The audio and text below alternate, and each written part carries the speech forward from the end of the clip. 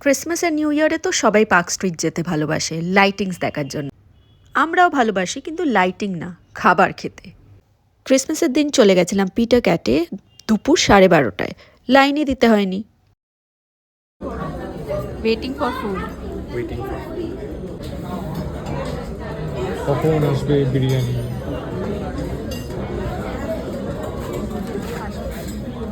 সবাই যায় পিটার ক্যাটে, সেখানে ফেমাস অ্যান্ড সিগনেচার ডিশ চেলো কাবাব অ্যান্ড সিজলার খেতে। বাট আমাদের ফেভারিট হচ্ছে ওখানে বিরিয়ানি। তো সেদিনও আমরা নিয়েছিলাম বিরিয়ানি আলা নবাবি, which is a mutton biryani, সঙ্গে মাটন রোগন জোশ। যারা পিটার ক্যাটের খাবার পছন্দ করো অ্যান্ড একই জিনিস অর্ডার করো লাইক চেলো কাবাব অ্যান্ড সিজলার, একবার বিরিয়ানিটাও ট্রাই করে দেখো। বিরিয়ানিটা হয় খুব লাইট ওয়েট অ্যান্ড খুব ফ্লেভারফুল।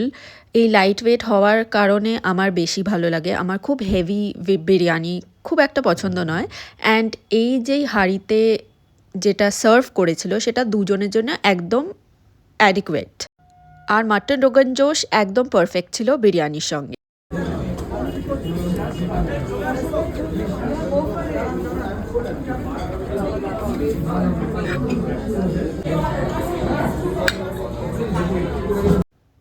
বিরিয়ানি তো এইভাবেই খেতে হয়, একটু আলু নিতে হয়, একটু মাটন নিতে হয়, সঙ্গে একটু রাইস নিতে হয়।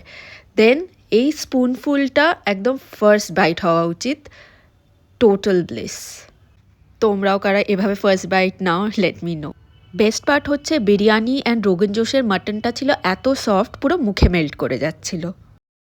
ডেজার্টে নিয়ে নিয়েছিলাম টুটি ফ্রুটি, এই একটাই এনাফ ফর আস।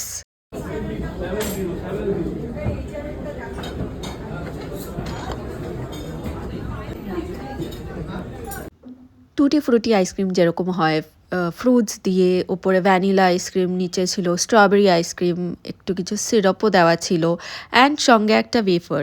তো যেরম হয় খুবই ভালো লাগে এই টুটি ফ্রুটিটা খেতে, স্পেসিফিক্যালি যখন আমরা চকলেট আইসক্রিমের থেকে ব্রেক নিতে চাই তখন। আমরা খাওয়া দাওয়া করে বেরিয়েছিলাম 2টো নাগাদ, আর তখন ওয়েটিংয়ের অবস্থাটা ঠিক এরকম ছিল। আমরা বুদ্ধি করেই একটু আগে এসেছিলাম যাতে এই ওয়েটিংয়ের চক্করে না পড়তে হয়। লাইটিং ইজ ফাইন, বাট এই দুপুরবেলা সুন্দর করে আরামসে খেয়ে দিয়ে সন্ধেটা বাড়িতে কাটাবো, এটাই ছিল আমাদের প্ল্যান। তোমরাও কিভাবে ক্রিসমাস কাটালে জানিও, অ্যান্ড কিভাবে নিউ ইয়ার কাটাবে সেটাও জানিও। আমরা আবার একটু হেঁটে গিয়ে ক্যাম্যাক স্ট্রিটে একটা মিষ্টির দোকান থেকে হট গোলাপ জামুন খেয়ে দিনটাকে শেষ করলাম। অ্যান্ড ভিডিওগুলো ভালো লাগলে প্লিজ সাবস্ক্রাইব।